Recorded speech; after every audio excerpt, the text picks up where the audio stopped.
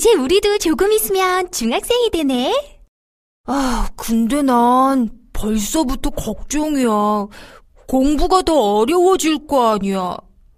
나도, 특히 난 수학 때문에 상위권은 꿈도 못 꿀 거야. 아니야, 걱정할 필요 없어. 민쌤이 방법을 다 알려준대. 정말? 그럼 나도 할 수 있겠네? 물론이지. 민쌤의 예비중 선행 전략 수학 뽀개기.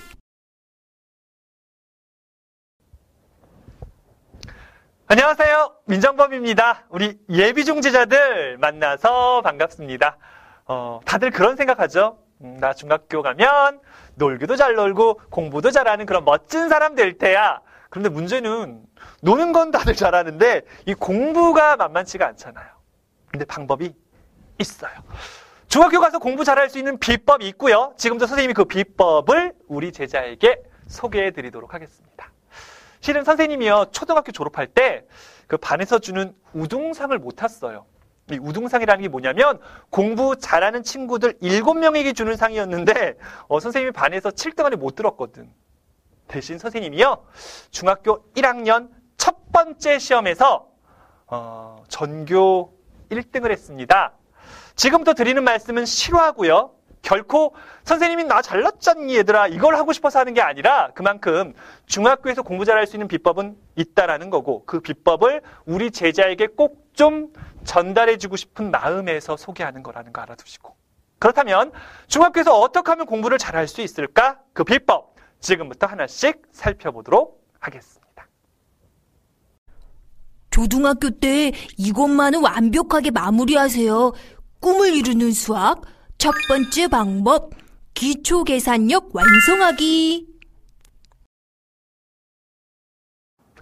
우선 수학 이야기를 좀 하겠습니다. 이 중학교에서는 이 수학이라는 과목이 가장 변별력이 큰 과목이 되거든요.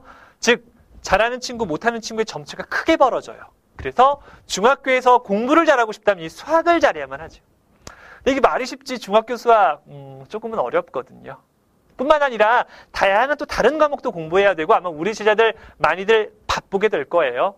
그렇기 때문에 이 중학생이 되기 전에 미리 어느 정도 좀 준비해야 할 것이 있거든요. 지금부터 중학교에서 수학을 잘하기 위한 요 3가지 말씀드리도록 하겠습니다. 꼭 좀 준비해서 중학생 되세요. 중학교 가서 수학 잘할 수 있게 될 겁니다. 그 첫 번째, 기초 계산력 완성하기. 많이들 이 계산력을 무시해. 계산력 그까 이까 그러면서도 매번 시험만 보면 이 계산력 때문에 고생을 좀 하잖아요. 억울해. 또 실수했어. 근데 왜 아무런 노력도 하지 않는지 모르겠어요. 그러니까 그 똑같은 실수를 반복하게 되고 매번 억울한 상황이 벌어지는 거죠. 이 기초 계산력 확실하게 우리 중학생이 되기 전에 잡고 가셔야 됩니다. 중학생 되면 바빠서 따로 이 계산력을 공부할 시간이 없거든. 그럼 또 어떻게 훈련하고 연습해야죠? 그럼 또 막 열심히 문제집 풀고 막 계산하고 해야 됩니까? 뭐 그러면 좋겠지만 사실 약간 좀 지루할 수 있겠죠? 그래서 선생님이 했던 방법, 재미있게 기초 계산력을 획득할 수 있는, 얻을 수 있는 방법을 소개할까 합니다. 선생님은 당시에 유행했던, 선생님 어렸을 때 뭐 주산학원, 암산학원, 속셈학원 이런데 한 번도 다닌 적은 없는데 그래도 어느 정도 요 계산력이 조금은 좋았거든요. 그 방법 바로 이거예요. 짜자잔. 뭔지 아시겠어요? 부루마블 게임을 어렸을 때부터 되게 많이 했어요. 그래서 친구들끼리 모여서도 하고 뭐 혼자 있을 때 혼자서도 했습니다. 혼자서 막 여러 가지 놓고 혼자 막 다 계산하고. 근데 선생님 성격이 좀 급해가지고 이렇게 뭐 던지고 돈 계산하고 말 옮기고 막 이런 걸 지켜볼 수가 없었어. 그냥 내가 다 하는 거야. 막 계산해가지고. 특히 뭐 돈 계산 1,000원 단위까지 막 야 너 얼마 주면 되고 너 얼마 주면 돼 뭐 이런 것뿐만 아니라 뭐 예를 들어가지고 현재 나의 말이 여기 있어. 근데 내가 뭐 한 9 정도 나왔어. 그럼 일반적으로 이렇게 하죠. 1칸, 2칸, 3칸, 4칸, 5, 6, 7, 8, 9칸. 근데 선생님은 그러지 않고요. 6칸, 3칸, 9칸. 이렇게 한 번에 갔습니다. 또 주사위를 던지면 더블이라고 해서 똑같은 두 눈이 나오는 주사위 경우에 한 번 또 던지게 되고 그러면 막 23 뭐 이런 것도 나올 수가 있거든. 그럼 여기서 정말 23번 가려고 하나, 둘, 너무 힘들잖아. 17, 6, 23. 이렇게 막 움직이고 했었거든요. 이런 걸 많이 하다 보니까 어떤 수에 대한 감각도 좋아지고 또 계산력도 좋아지더라고요. 우리 제자들도 이렇게 나름 어느 정도의 보드게임의 도움을 받으면 계산력을 재미있게 그러면서도 얻을 수 있다라는 말씀 드리고 싶습니다. 요즘은 또 이 보드게임이 다양해지고 또 좋은 교육용 보드게임들도 많이 등장하고 있죠. 그 중에 하나 로보 77이라는 게임이 있는데 한번 좀 해보세요. 요즘 이게 워낙 또 유명해서 학교에서도 교육용 보드게임으로 많이 활용하고 있는 게임인데 쉽게 또 계산력을 공부하는 데 도움이 될 수 있을 겁니다. 어떻게 보면 이 계산력이 수학의 시작이라고 할 수 있겠죠. 중학생이 되기 전에 계산력 확실하게 잡고 들어가신다면 중학교에서도 수학 잘할 수 있습니다. 수학은 폭넓은 사고가 중요합니다. 꿈을 이루는 수학 두 번째 방법. 수학적 배경 지식 기르기. 우리 제자들 요즘 좀 바쁘죠? 근데 솔직히 얘기하면 고3 때까지 보면 어쩌면 지금 이 순간 가장 한가하다라고도 할 수 있거든요. 이런 시간적 여유가 있을 때 요거 좀 챙겨가셨으면 좋겠습니다. 중학교에서 수학을 잘하고 싶다면 중학생이 되기 전에 꼭 준비해야 될 그 두 번째 수학적 배경 지식 기르기. 수학적 배경 지식이란 이겁니다. 우리가 평소에 수학 공부할 때는 뭐 개념, 유형, 공식에 관심을 갖게 되는데 그 이외, 그보다 좀 더 폭 넓게 공부를 해주셔야 되겠죠? 이 공식 왜 만들어졌는지 유도 과정 알아야 되겠고요. 또 실생활과 어떤 연관성이 있는지 그리고 이 수학 왜 공부하는지를 알고 가셨으면 해요. 그러니까 하라니까 하는 게 아니라 왜 공부하는지 알면 그 수학 공부에 의미를 부여할 수 있겠지. 또 요즘 학교 시험에는 실생활 소재들이 많이 등장하는데 그런 것도 풀어낼 수 있는 힘 생기고요. 또 큰 수학의 숲을 볼 수 있는 눈이 있어야 몇 가지 개념이 섞여서 등장하는 통합형 문제도 풀어낼 수 있을 겁니다. 한마디로 수학적 배경 지식이 있어야 수학을 잘할 수 있다는 건데 그럼 이거 어떻게 기를 수 있을까? 선생님의 방법을 좀 소개할까 하는데요. 선생님 어렸을 적에 우리 집에 저거 있었다. 그 계몽사 대백과사전이라고 해서 빨간 하드 케이스로 된 백과사전이 책장에 꽂혀 있었어요. 심심할 때마다 좀 읽었는데 특히 이 수학편을 읽었습니다. 보면 딱딱하지가 않고요. 이야기식으로 재미있게 풀어진 책이었거든요. 그러니까 수학과 아주 쉽게 자연스럽게 친해질 수 있었고요. 그러던 차에 중학생이 딱 됐는데 갑자기 수학 선생님께서 이런 질문을 하시더라고요. 한번 우리 제자들 한번 도전해 보세요. 아라비의 한 부자는 낙타가 17마리가 있었대요. 그래서 아들 셋을 불려놓고 유산을 분배합니다. 큰아들 2분의 1 가져라. 둘째 아들 3분의 1 갖고 셋째 아들 9분의 1 가져라. 근데 문제가 발생했죠. 어떤 문제냐면 이 17마리라는 즉 17이라는 수는요. 2분의 1로도 3분의 1로도 9분의 1로 딱 떨어지지 않아. 그러니까 낙타를 막 쪼개가질 수도 없고 되게 큰 문제에 봉착을 했습니다. 어떻게 할래? 라고 물으시더라고요. 근데 선생님이 이야기를 그 계몽사 대백과사전에서 읽었던 적이 있거든. 그래서 맞췄어요. 어떻게 하는 거냐면 이렇게 하면 돼요. 낙타 한 마리를 이웃집에서 빌려옵니다. 얘 낙타라고 생각하자. 지금 말인데 낙타라고 하면 18마리가 되는 거고 그치? 그럼 18마리 가운데 2분의 1은 9마리잖아요. 그쵸? 곱해보면.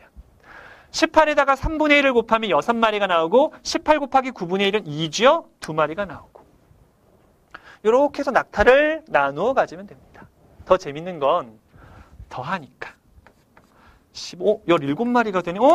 18마리였는데 17마리만 나눠 가졌네. 한 마리가 남네. 다시 그 빌려온 집에다 갖다 주면 되겠죠? 이래서 다들 행복해졌다라는 이 정답을 맞췄어요. 딱 맞추니까 와, 너 수학 잘하는데? 괜찮은데? 이러면서 칭찬도 받고 이렇게 사람이 칭찬받으니까 수학이 더 재미있어지고 흥미로워지더라고요. 우리 제자들도요. 이 수학적 배경 지식을 좀 길러서 중학생이 되셨으면 좋겠습니다. 그러기 위해 좋은 방법은 뭐 백과사전을 읽는 것도 좋겠고요. 요즘 보면 정말 좋은 수학 교양서들이 많거든요.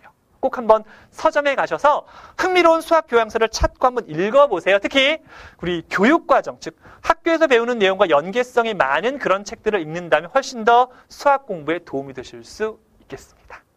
수학적 배경식 길러서 수학과 친해지시고 수학을 행복하게 공부해 줄 수 있다면 우리 제자들 중학교에서도 수학 잘할 수 있을 거예요.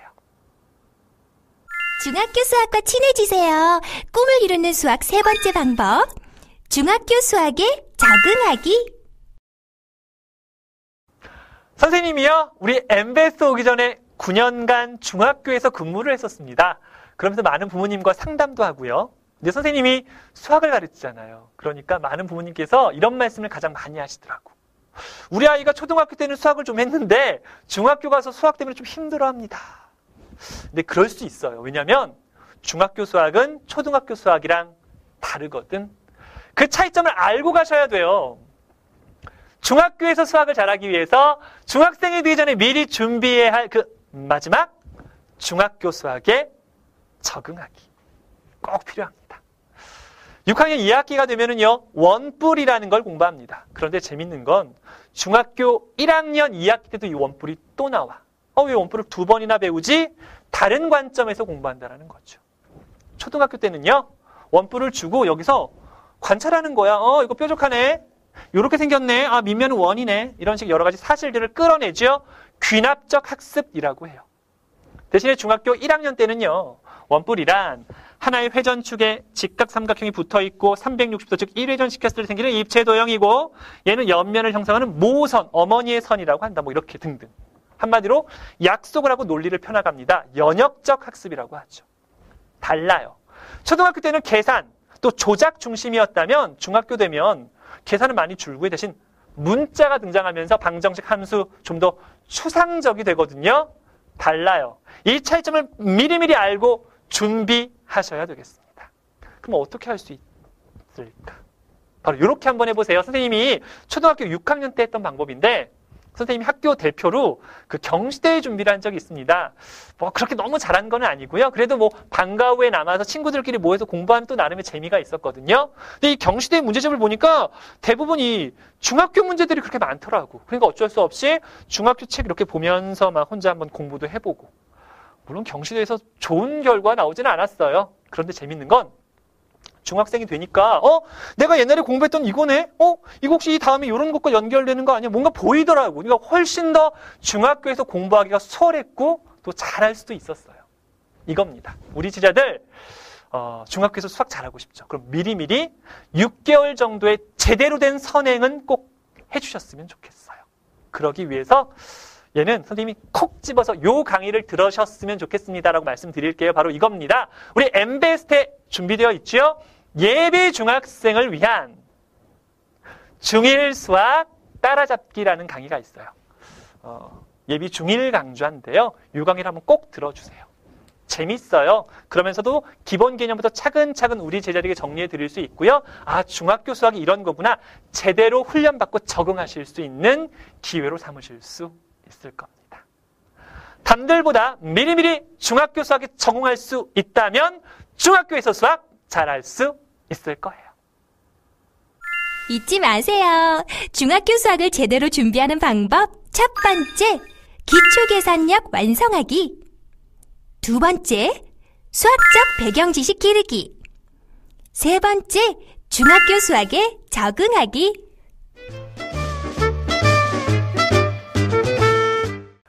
그럼 다시 선생님 이야기를 해드리도록 할게요. 선생님이 초등학교 6학년 때 반에서 7등 안에 못 들었음에도 어떻게 중학교 첫 번째 시험에서 전교 1등을 했느냐?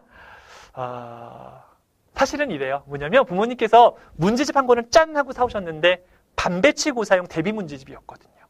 방학돈에 그거 풀었습니다. 그리고 반배치고사를 보는데 문제가 똑같아요. 정말 똑같아. 사실 옛날에는 이 반배치고사가 내신 성적이 남지는 않잖아. 그러니까 좀 쉽게 출제한 학교들이 있었고 문제가 똑같아. 다 맞았어. 그래서 전교 1등을 했고 선생님 안 좋았어요. 그때부터 선생님의 불행은 시작됐습니다. 왜 우울했냐면 이 전교 1등이 나의 진짜 모습은 아닌데. 근데 중학생 딱 되면 새로운 또 이웃 초등학교 다 모이잖아요. 새로운 친구들은 얘 지금 공부 잘하는 애를 막 이러고 또 부모님, 선생님 또 선생님에 대한 기대가 또 엄청 커지셨고 부담감이 엄청나더라고. 중간고사는 다가옵니다. 선생님 나름 열심히는 했지만 이 부담감이 매우 컸어요. 그리고 중간고사를 보게 되는데 그 결과 전교 1등 못했죠. 전교 3등을 했어요. 꽤 괜찮았죠? 잘난 척하는 거 아니다 얘들아. 선생님이 하고 싶은 얘기는 중학교는 다르더라고. 뭐냐면 초등학교 때는 전 과목을 골고루 잘하는 친구들이 공부 잘하지만 중학교에서는 그 어떤 과목보다 수학이 가장 중요해요. 왜? 점수 차이가 많이 나거든. 잘하는 친구는 100점, 못하는 친구는 몇 점이 될지를 몰라요. 점수가 많이 벌어지니까 결국 수학 잘하는 친구가 공부 잘하는 친구가 될 수 있더라고요. 우리 제자들도요, 이 수학의 중요성 반드시 잘 알고 중학생이 되기 전에 미리미리 준비 잘 하셔서 중학교에 딱 가서 수학이 나의 성적 확 끌어올리는 수학으로 꿈을 이루는 우리 제자들이 되셨으면 좋겠습니다. 우리 MBS의 많은 좋은 선생님들도요, 우리 제자들과 함께 또 열심히 달려줄 테니까요, 우리 함께 한 팀이 돼가지고 정말 멋진 모습, 멋진 중학생활 만들어 보자고요. 오케이, 오늘은 여기까지 할게요. 지금까지 수고하셨습니다. 안녕히 계세요.